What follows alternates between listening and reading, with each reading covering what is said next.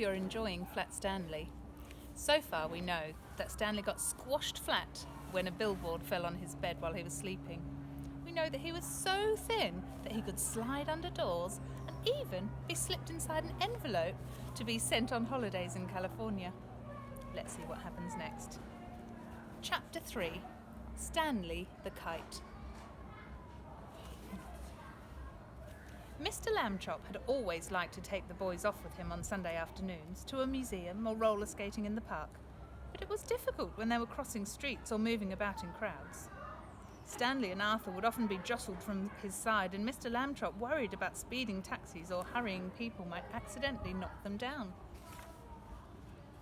It was easier after Stanley got flat. Mr. Lambchop discovered that he could roll Stanley up without hurting him at all. He would tie a piece of string around Stanley to keep him from unrolling and make a little loop in the string for himself. It was as simple as carrying a parcel, and he could hold on to Arthur with the other hand.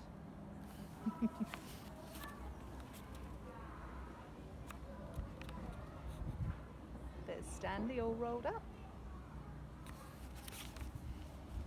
Stanley did not mind being carried because he had never much liked to walk. Arthur didn't like walking either, but he had to. It made him mad. One Sunday afternoon in the street, they met an old college friend of Mr. Lambchop's, a man he had not seen for years. "Well, George, I see you have brought some wallpaper," the man said. "Going to decorate your house, I suppose?" "Wallpaper?" said Mr. Lambchop. "Oh no, this is my son, Stanley." He undid the string and Stanley unrolled. "How do you do?" Stanley said. "Nice to meet you, young fella," the man said. He said to Mr. Lambchop, "George, that boy is flat." "Smart too," Mr. Lambchop said. "Stanley is third from top in his class at school." "Phoo-wee," said Arthur. "This is my younger son Arthur," Mr. Lambchop said, "and he will apologise for his rudeness."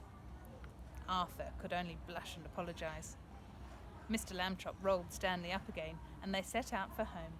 It rained quite hard while they were on the way. Stanley, of course, hardly got wet at all, just around the edges, but Arthur got soaked. How do you think Arthur's feeling? A bit cross? A bit jealous, maybe? Late that night, Mr. and Mrs. Lambchop heard a noise out in the living room. They found Arthur lying on the floor near the bookcase. He had piled a great many volumes of the Encyclopedia Britannica on top of himself. "Put some more on me," Arthur said when he saw them. "Don't just stand there, help me." Mr. and Mrs. Lambchop sent him back to bed, but the next morning they spoke to Stanley. "Arthur can't help being jealous," they said. "Be nice to him. You're his big brother after all." I think Arthur wants to be flat like Stanley. Stanley and Arthur were in the park. The day was sunny but windy too, and many older boys were flying beautiful, enormous kites with long tails, made in all the colours of the rainbow. Arthur sighed. "Someday," he said, "I will have a big kite, and I will win a kite flying contest and be famous like everyone else. Nobody knows who I am these days." Stanley remembered what his parents had said. He went to a boy whose kite was broken and borrowed a large spool of string. "You can fly me, Arthur," he said. "Come on." He attached the string to himself and gave Arthur the spool to hold. He ran lightly across the grass, sideways to get up speed, and then he turned to meet the breeze. Up, up, up, up went Stanley, being a kite. He knew just how to manage on the gust of wind.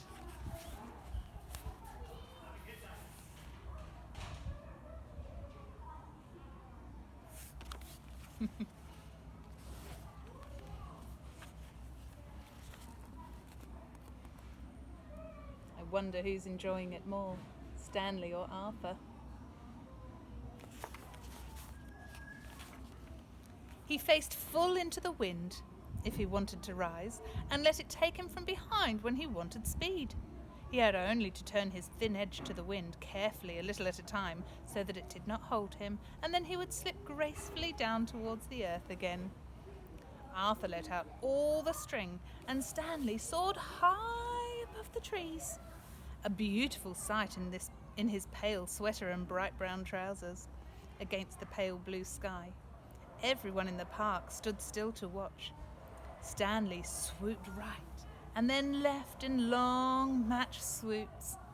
He held his arms by his sides and zoomed at the ground like a rocket and curved up again towards the sun. He side-slipped and circled and made figure eights and crosses and a star. Nobody has ever flown the way Stanley Lambchop flew that day. Probably no one ever will again.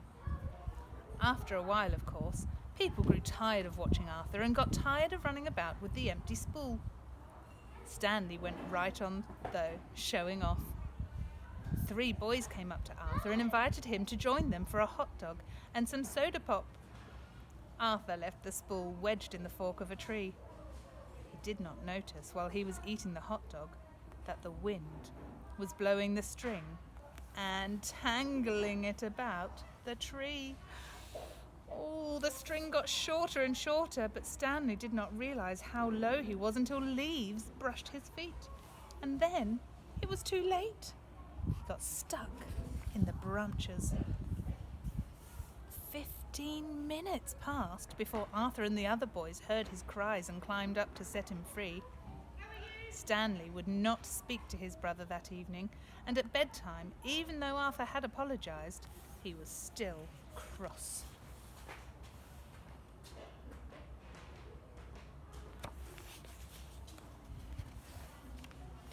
Alone with Mr. Lambchop in the living room, Mrs. Lambchop sighed and shook her head. "You're at the office all day having fun," she said. "You don't realise what I go through with the boys. They're very difficult." "Kids are like that," Mr. Lambchop said. "Phases. Be patient, dear." Oh, I hope Arthur and Stanley work out a way to be friends with each other.